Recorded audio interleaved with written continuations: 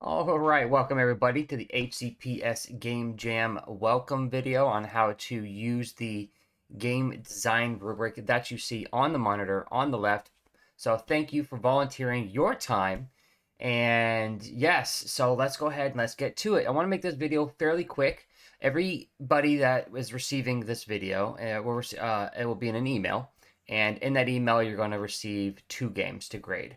And the document on the left, this PDF that you see over here, this is what you are going to use to grade those games. So the first thing I would do is please print these out. Print, print out this document right here. Please print this document out.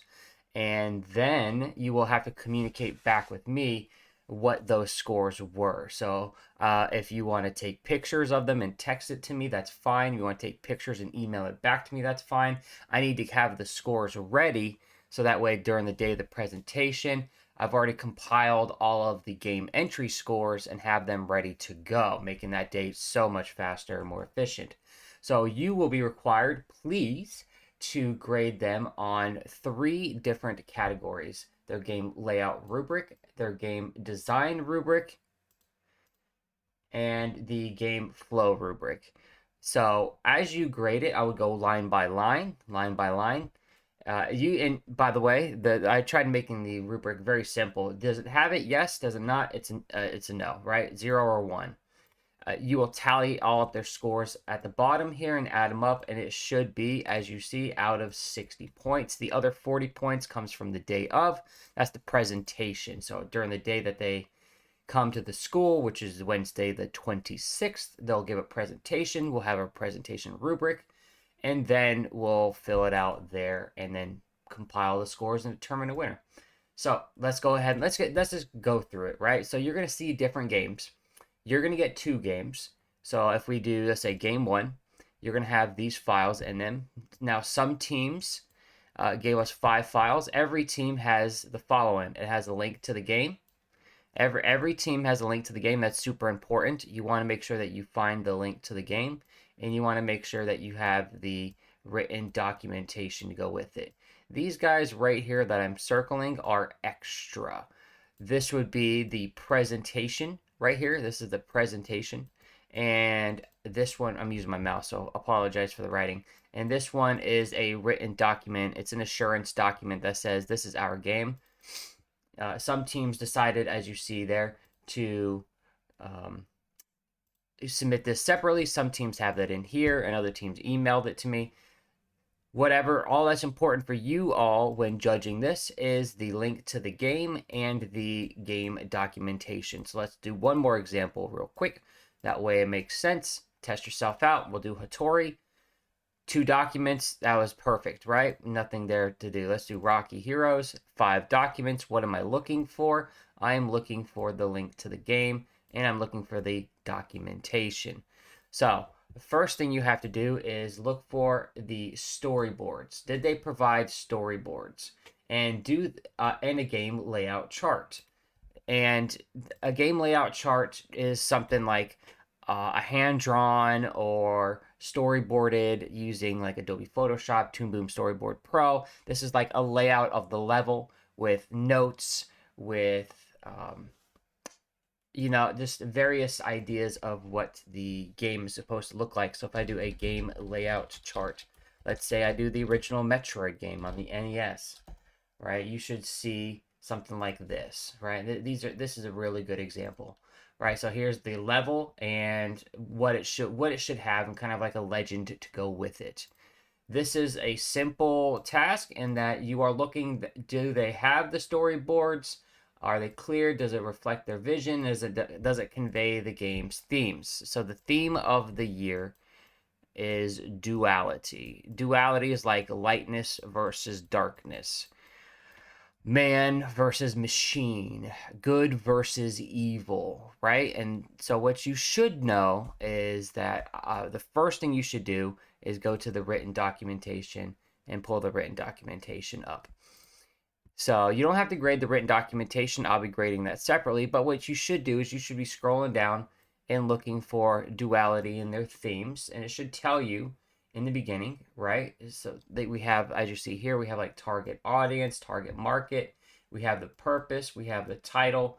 So we have game mechanics, development process, like everything is in here. But what's important is we want to know what the purpose of the game is, and we want to know how does it reflect duality. So you should get that right in the very beginning. So over here we have a purpose of the game. This one is Rocky Heroes versus Shark Dude. They should explain in here somewhere where there's duality. If not, mark them off on it, right?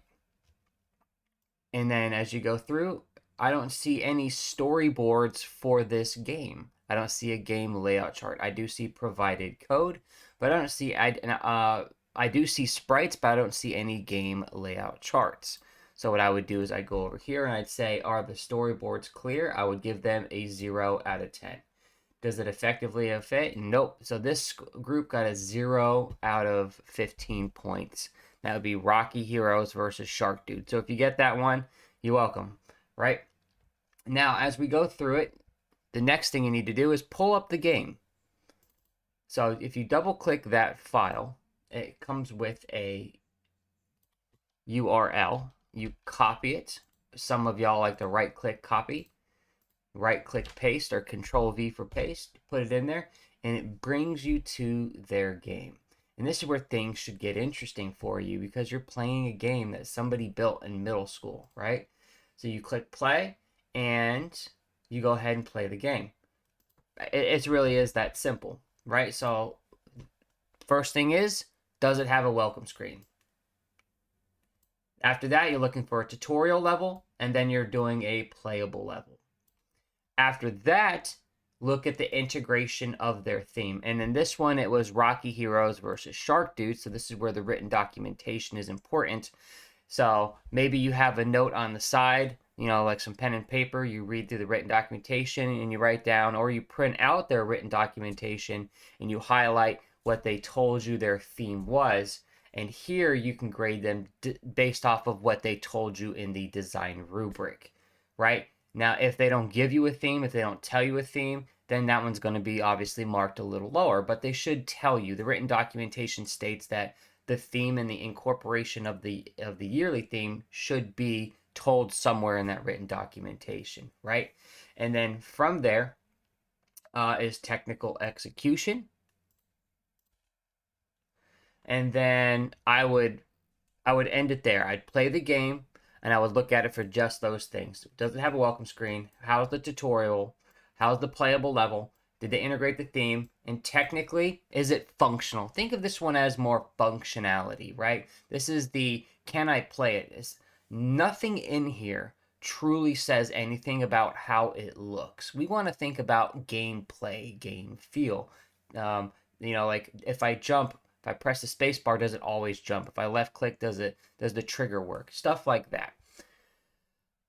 And it should be very simple to go through this stuff. Is there a presence of a welcoming screen or main menu?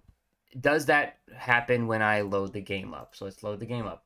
Looks like there is. It says there's a tutorial and it says and there's a play screen, right? So right off the very beginning, and if I click refresh, by the way, tutorial and play, right? Perfect. Aesthetic appeal. Now that's the one that does look visually. That does have some visual to it, right? Is it easy? Is it user friendly? The one that we saw, I would say user friendly.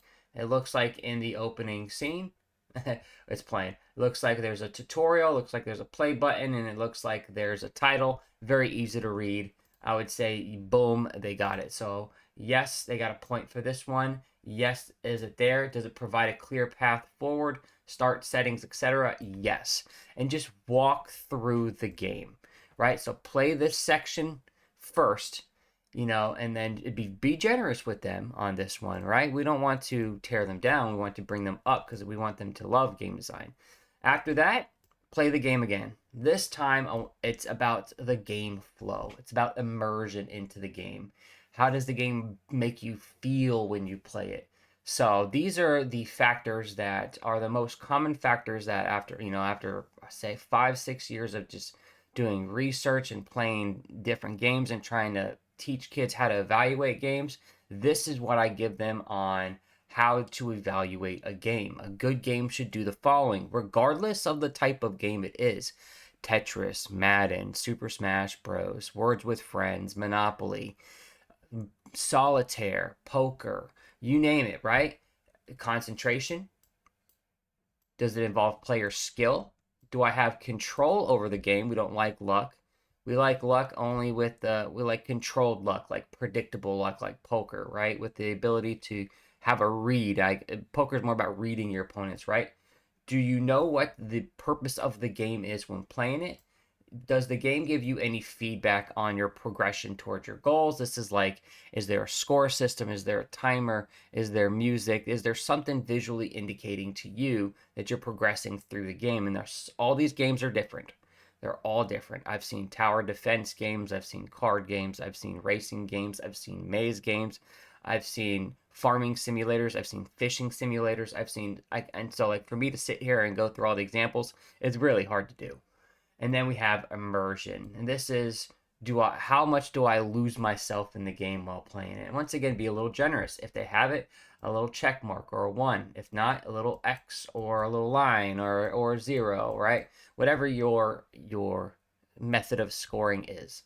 And that's it. That's all I'm asking you to do with the game. I'm going to go back through the game written documentation and I'm going to mark that up to make sure it's as consistent across all 3 platforms as possible. But also because I have to stay impartial in this competition, and I'm not going to be rating my own games, from my team. So I'm going to do something different. I'm just going to take the paperwork and get the paperwork done.